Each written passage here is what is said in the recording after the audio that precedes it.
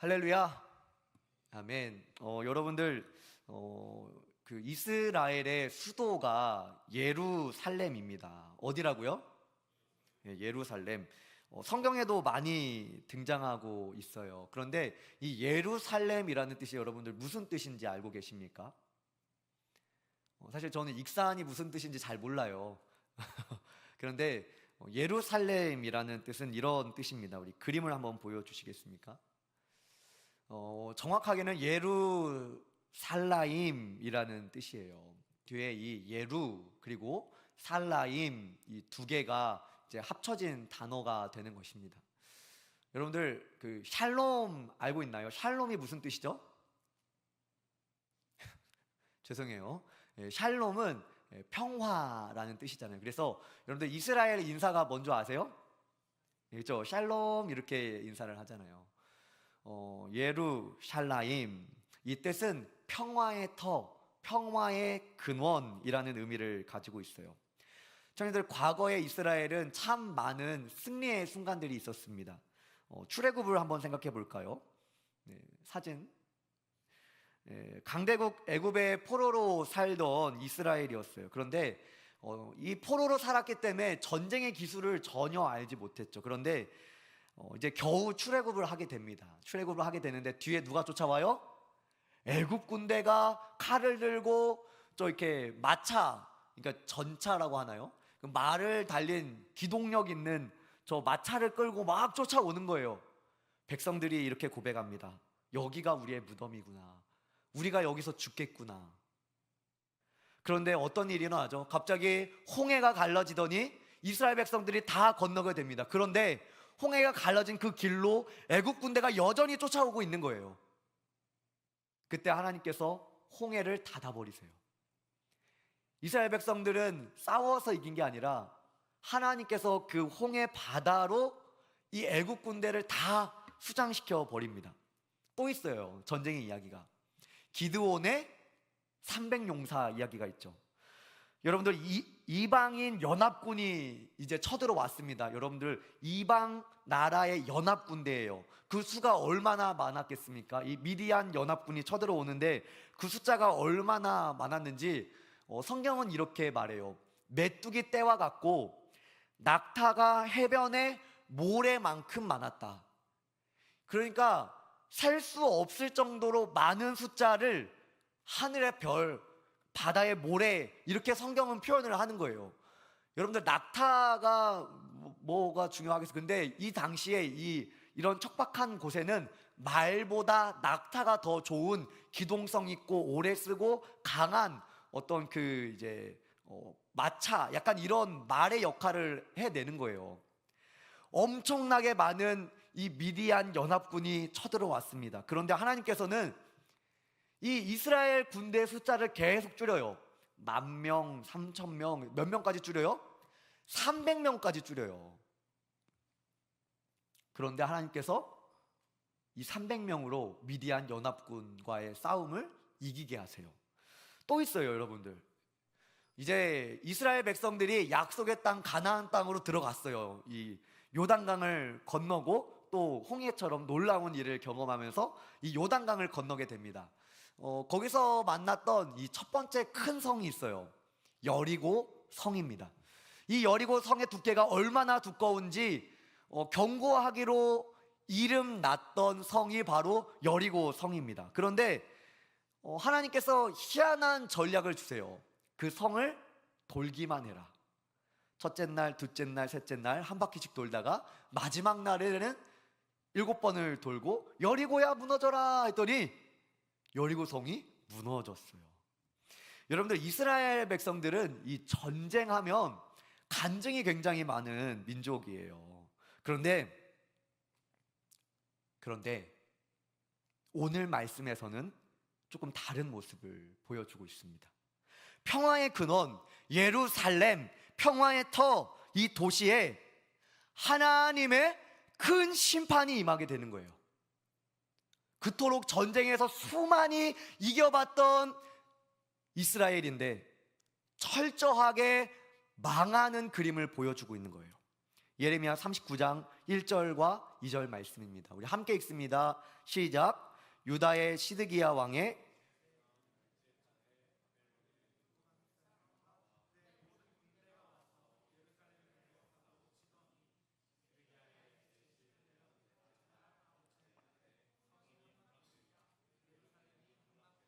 아멘.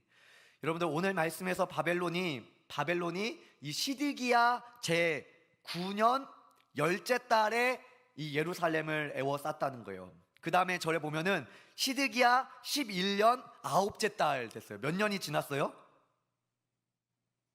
다시 시드기야, 여러분들 자고 있는 거 아니죠? 자, 시드기야 제 9년에 예루살렘을 둘러쌌어요. 그리고 시드기야 제 11년 아홉째 달에 예루살렘이 함락됩니다. 몇 년이 걸렸어요? 2년이 걸렸어요. 저희들 예루살렘이 평화의 근원이었던 이유는 이 예루살렘의 이 위치적 특징도 한몫을 하게 됩니다. 여러분들 요새라는 말 많이 들어봤죠? 요새. 보통 이 요새라는 것, 여러분들 만리장성 봤나요? 혹시 만리장성 사진으로 본 사람? 만리장성이 평지에 있어요? 산 꼭대기에 있어요? 산 꼭대기에 있어요. 여러분 성벽은 산 꼭대기에 쌓아요. 왜 그런 줄 아세요? 전쟁을 하려고 그 성을 함락하려고 이렇게 산을 올라가면 산에서 이 벽을 조금만 쌓아도 그 벽이 훨씬 높아지게 돼요. 점령하기가 더 어려워요. 그래서 이 요새를 짓게 되는데요. 우리 그림을 한번 보여주시겠습니까? 이 이스라엘이라는 없어요? 예, 죄송합니다. 제가 사진을 준비했었는데 제가 안 넣었나 봐요. 이스라엘이라는 나라는 요새인데 산 위에다가 지어놨어요. 그러니까 이 산 위라는 것은 이 이스라엘 예루살렘을 둘러싸고 이 양쪽으로는 골짜기가 흘러요. 하나는 흰놈의 골짜기와 두 번째로는 기드론 골짜기 두 개가 흐릅니다. 그리고 여러분들 사람은 양식은 안 먹어도 사는데 물은 오래 안 먹으면 버틸 수가 없잖아요. 그래서 이 이스라엘 바깥에서 이스라엘 안쪽으로 흐르는 지하 수로를 팠습니다. 나중에 성지순례 가면 꼭 같이 봤으면 좋겠어요. 지하 수로를 팠어요. 근데 이게 전쟁에 있어서 굉장히 중요한 수단이에요. 그래서 이 물이, 그러니까 이 바벨론이 이 성을 함락해서 바깥으로 비가 안 와도 물을 계속 공급받을 수 있는 굉장히 견고한 요새가 바로 이 예루살렘 평화의 터였다라는 거예요. 그런데 오늘 말씀에서는 2년의 시간 동안 걸쳐서 바벨론이 결국에는 이 예루살렘 평화의 터, 평화의 근원인 이곳을 함락시키는, 멸망케 하는 놀라운 장면이 보여지고 있습니다. 바벨론이 예루살렘을 점령하는 방법이 굉장히 잔인해요. 쉽게 말해서 말려 죽이게 돼요. 2년 동안 이 예루살렘을 가둬놓습니다. 그래서 아무도 들어가지도 나가지도 못하게 막아놓는 거예요. 그래서 기근에 스스로 굶겨 죽도록 하는 전략을 사용했던 거예요. 열왕기하 25장 2절과 3절의 말씀을 보면 그 상태에 대해서 말씀해 주고 있습니다. 우리 함께 읽습니다. 시작. 그 성이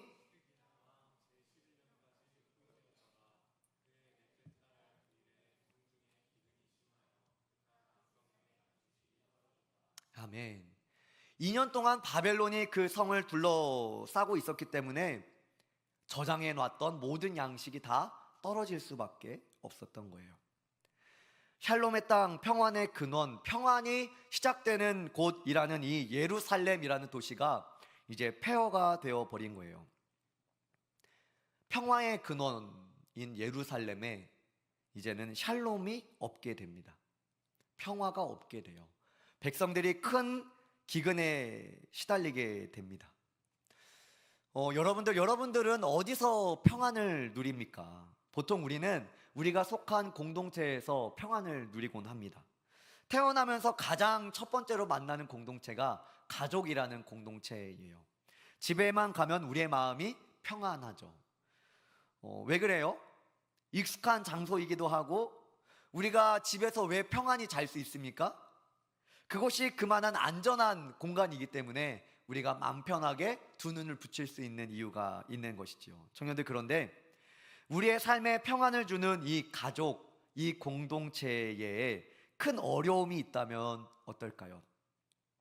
우리 부모님에게 큰 어려움이 생기거나, 아니면 평화를 누려야 할 우리 가족 안에 어떤 불화가 생기거나, 아니면 내가 부모님과 사이가 좋지 않아서 가족에서 평안을 누리지 못하게 되면 어떨까요? 집에 가기 싫겠죠. 그러나 그 집에서 누렸던 그 평안을 다른 곳에서 찾아보려고 부단히 애를 쓰게 될 거예요. 그런데 사실 가족만한 그러한 평안함을 찾을 만한 공간을 찾기가 쉽지는 않을 것입니다. 교회도 마찬가지죠. 청년들, 모든 이들이 예수님을 만나 평안을 누려야만 합니다.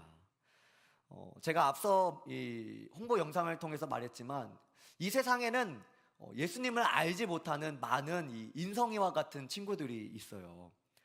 청년들, 오늘도 참 평안이 필요한, 예수님을 만나기를 정말 간절히 원하는 그러한 친구들을 초청하는 이번 수련회가 되었으면 좋겠습니다.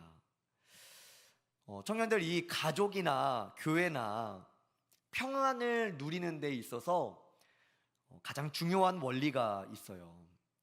오늘 이 예루살렘, 샬롬이 있어야 할 곳, 평안의 터인 그곳에 이 평화의 도시가 평화를 잃을 수밖에 없었던, 결국 하나님의 큰 심판을 당할 수밖에 없었던 이유가 분명히 있습니다.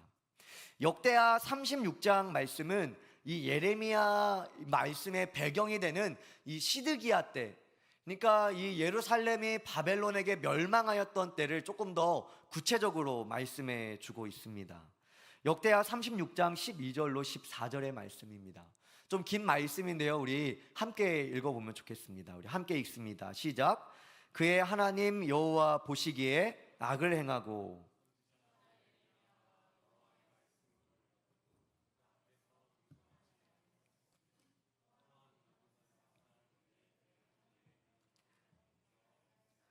그가 왕을 배반하고 목을 곧게 하며 마음을 완악하게 하여 이스라엘 하나님 여호와께 돌아오지 아니하였고, 모든 제사장들의 우두머리들도 백성도 크게 범죄하여 이방 모든 가증한 일을 따라서 여호와께서 예루살렘에 거룩하게 두신 그의 전을 더럽게 하였으며, 그 조상들의 하나님 여호와께서 그의 백성과 그 거하시는 곳을 아끼사 부지런히 그의 사신들을 그 백성에게 보내어 이르셨으나, 그의 백성이 하나님의 사신들을 비웃고 그의 말씀을 멸시하며 그의 선지자를 욕하여 여호와의 진노를 그의 백성에게 미치게 하여 회복할 수 없게 하였으므로, 하나님이 갈대아 왕의 손에 그들을 다 넘기심에 그가 와서 그들의 성전에서 칼로 청년들을 죽이며 청년 남녀와 노인과 병약한 사람을 긍휼히 여기지 아니하였으며. 아멘.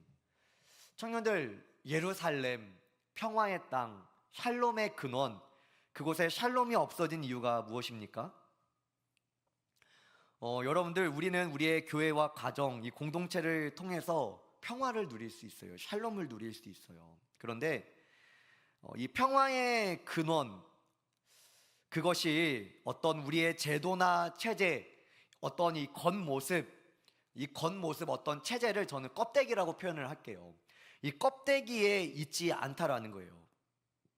뭐 예를 들어서 우리가 이 교회 건물 안에 있다고 모두가 하나님의 샬롬을 누릴 수 있는 것은 아니다라는 거예요.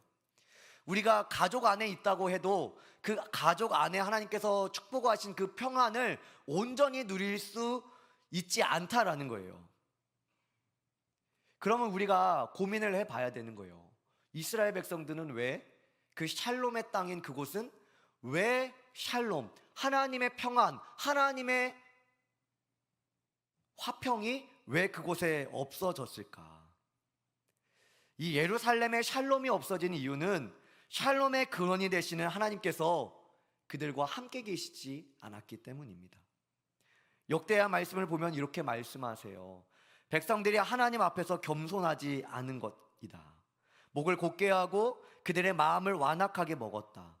하나님의 사신들을 비웃고 그의 말씀을 멸시하였다. 그래서 이제 그들은 하나님의 진노로 회복할 수 없게 되었다. 역대하는 이렇게 샬롬의 땅 예루살렘에 샬롬이 없어진 이유를 이렇게 말씀해 주고 있는 거예요. 청년들, 이 땅에 있는 모든 사람들이 샬롬을 쫓아갑니다. 모두가 다 행복하고 싶어 하고요, 모두가 다 평안을 누리고 싶어 해요. 나의 가정에, 나의 삶에 평안했으면 좋겠다, 어떤 걱정 근심 안 했으면 좋겠다, 이런 생각들을 가지고 모든 사람들이 살아가요. 그래서 눈에 보이는 껍데기를 쫓아갑니다. 좋은 남편을 만나면 행복할 거야, 좋은 직장을 가지면 좋겠지, 행복할 거야, 편안할 거야, 내 통장에 잔고가 늘어나는 걸 보면 너무 행복해, 좋은 대학교를 가면, 좋은 라인을 붙잡으면 행복하고 평안할 거야. 하지만 이상하게 내가 생각하는 대로 그 껍데기를 쫓아가지만 평안을 누리지 못하는 경우가 너무 많아요. 샬롬의 근원을 잃어버렸기 때문입니다. 청년들, 우리의 삶에 힘든 순간들이 옵니다. 견디기 어려운 순간들이 찾아와요. 그런데 그런 순간은 우리가 열심히 살지 않았기 때문이 아니에요. 열심히 살아가죠. 저 나름의 애를 쓴다니까요. 우리가 생각하는 행복을 찾아서 열심히 달려갔다니까요. 그런데 이상하게 행복함이 점점 멀어지는 것 같은 거예요. 우리가 생각하는 그 겉모습을 쫓다가 행복의 근원이신 하나님과 멀어졌기 때문은 아닐까요? 청년들, 여러분들의 인생의 샬롬의 근원은 하나님이십니다. 어떤 틀과 껍데기를 만들어야 나오는 평안이 아니라 우리가 샬롬의 근원이신 하나님께 돌아가야 누릴 수 있는, 백성들이 누리는, 하나님께서 우리에게 허락하시는 샬롬이라는 거예요. 청년들, 따라해 봅시다. 하나님께서, 다시 한번, 하나님께서 우리의 삶을 지탱해 주지 않으면 무너질 수밖에 없는 인생입니다. 청년들, 우리가 이 정도로 화평하며 샬롬을 누릴 수 있는 것은 하나님께서 우리의 삶을 지탱해 주고 계시기 때문이에요. 하나님께서 지탱해 주고 계시기 때문에 우리가 이 정도로 살아가고 있는 거예요. 우리가 하나님께서 주시는 샬롬을 온전히 누리기 위해서는 샬롬의 근원 되시는 하나님의 뜻을 알아야 합니다. 그 말씀을 멸시하지 않고, 그 말씀 앞에 내가 교만하지 않고, 하나님보다 앞서지 않고, 나의 뜻을 하나님의 뜻으로 생각하지 않으며 그의 말씀에 우리의 우선순위를 두어야 합니다. 오늘 말씀의 결국은 예루살렘의 샬롬이 없어지게 됩니다. 성은 무너지고 백성들은 잔인하게 다 죽게 돼요. 이방인들로 인하여 하나님의 백성이라고 불렸던 그 백성들이 처참한 결과를 맞이하게 되는 거예요. 그런데 여러분들, 그런데 이러한 뒤죽박죽, 엉망, 모든 게 무너진 것 같은 상황 가운데 하나님의 샬롬을 누리는 사람이 있어요. 이방인 에벤멜렉이라는 사람입니다. 우리 16절과 18절 말씀을 함께 읽어봅니다. 시작. 너는 가서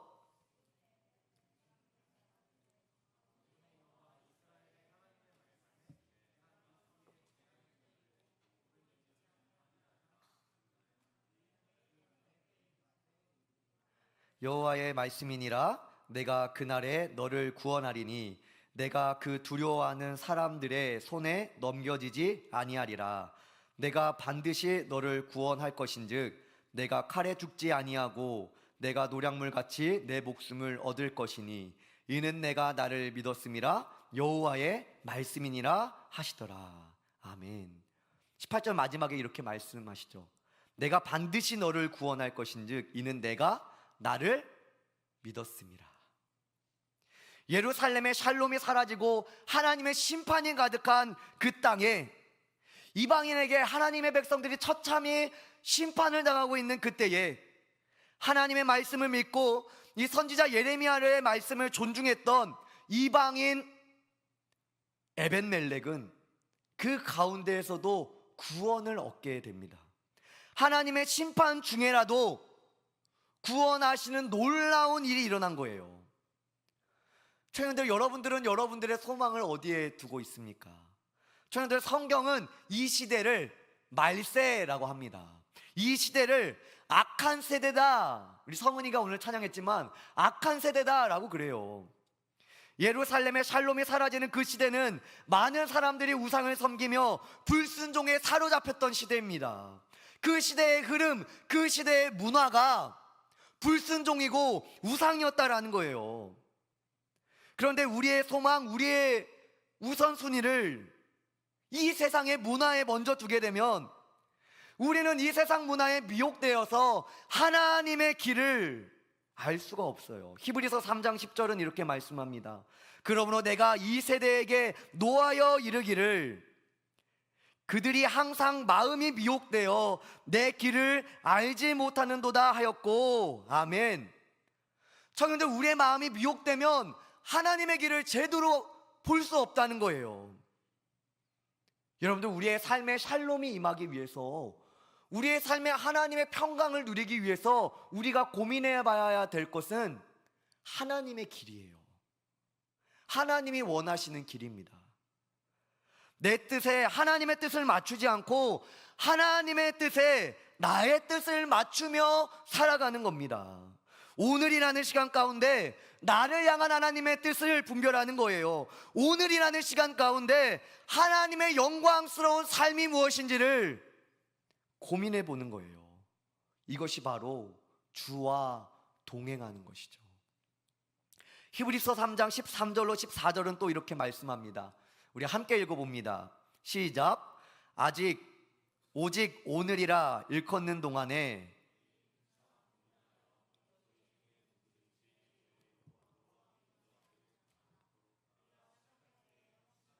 끝까지 견고히 잡고 있으면 그리스도와 함께 참여한 자가 되리라. 아멘. 청년들의 소망은 오직 예수 그리스도입니다. 청년들의 샬롬의 근원은 오직 예수 그리스도입니다. 우리가 샬롬을 놓치는 이유는 예수 그리스도를 놓쳤기 때문이에요. 우리의 눈에 보이는 세상 문화에서 그토록 얘기하는 껍데기를 쫓아갔기 때문이에요. 말씀을 정리합니다. 우리 자리에서 다 같이 일어나 볼까요? 디모데전서 6장 17절로 19절은 이렇게 말씀합니다. 우리 함께 다 같이 읽어봅니다. 시작. 내가 이 세대에서 부한 자들을 명하여 마음을 높이지 말고 정함이 없는 재물에 소망을 두지 말고 오직 우리에게 모든 것을 후히 주사 누리게 하시는 하나님께 두며 선을 행하고 선한 사업을 많이 하고 나누어 주기를 좋아하며 너그러운 자가 되게 하라. 이것이 장래에 자기를 위하여 좋은 터를 쌓아 참된 생명을 취하는 것이니라. 아멘. 청년들, 우리의 소망을 하나님의 나라에 두어 봤으면 좋겠습니다. 하나님의 나라는 어떤 곳일까요? 우리의 소망을 하나님께 둔다라는 것은 무엇입니까? 여러분들이 잘 때나 깰 때나 여러분들의 소망을 예수님께 두셨으면 좋겠습니다. 우리가 수련회를 준비하며 나아가는데 우리가 수련회를 준비하며 나아가는데 우리의 소망을 하나님께 두었으면 좋겠습니다. 우리의 마음을 예수 그리스도를 향하도록 하세요. 하나님께서 나에게 원하시는 길이 무엇일까? 세상에서 잘 되는 길 너무 잘 알고 있잖아요. 그런데 오늘 말씀에서는 정함이 없는 재물에 소망을 두지 말고 오직 우리에게 모든 것을 후히 주사 누리게 하시는 하나님께 소망을 두라. 할렐루야. 선을 행하고 선한 사업을 많이 하고 나누어 주기를 좋아하며 너그러운 자가 되게 하라. 이것이 장래에 자기를 위하여 좋은 터를 쌓아 참된 생명을 취하는 것이니라.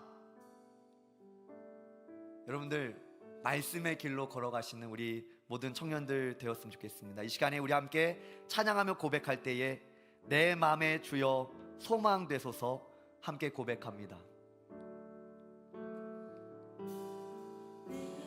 맘에 주여 소망 되소서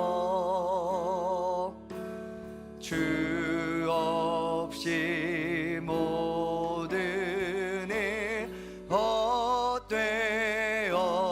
헛되어라 밤에나 낮에나 주님 생각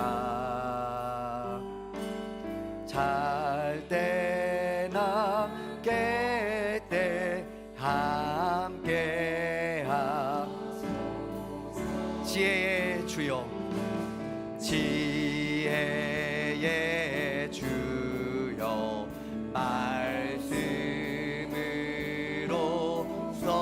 말씀으로써 언제나 내 안에 계십소 주는 내 아버지 주는 내 아버지 나는 아들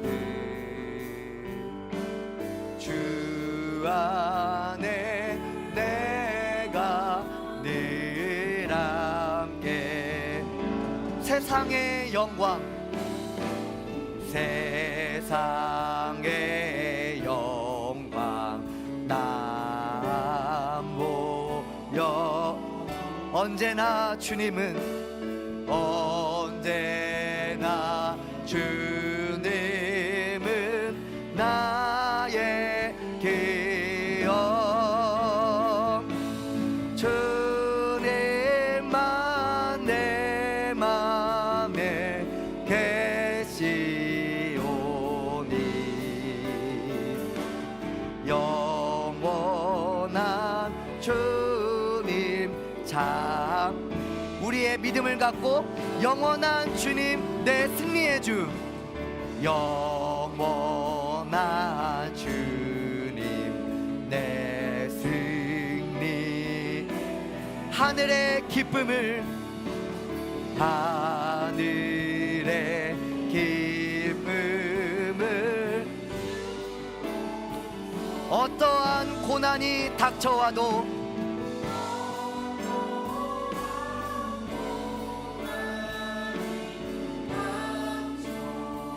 만유의 주여 소망 되소서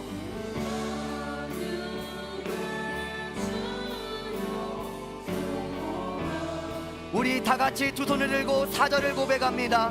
영원한 내 승리의 주 하늘의 기쁨을 주옵소서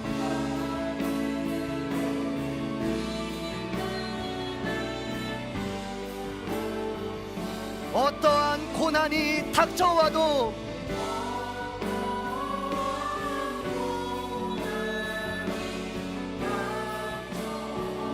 만유의 주여 소망 되소서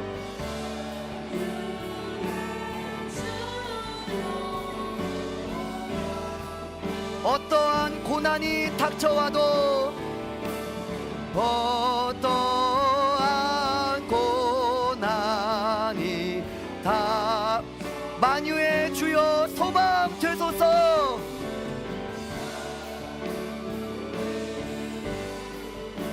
우리 한 번 더 고백합니다. 어떠한 고난이 닥쳐와도